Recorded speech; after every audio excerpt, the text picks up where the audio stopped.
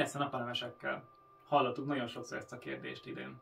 2022 őszén jött a kormányzati döntés, aminek értelmében nem lehetett már engedélyt szerezni a közcélú villamosházba való kitáplálásra.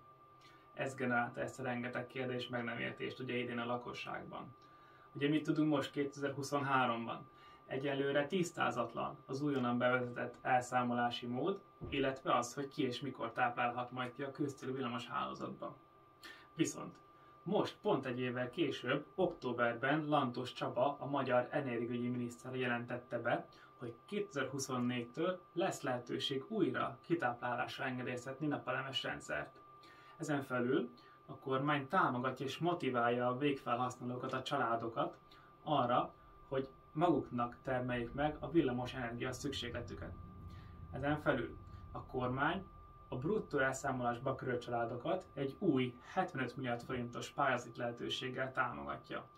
Az eddigi információink szerint ebben a pályázatban lehetőség lesz pályázni egy 4 kW-os napelemes rendszerre és egy hozzátartozó 8 kWh-s akkumulátoros tárolóegységben.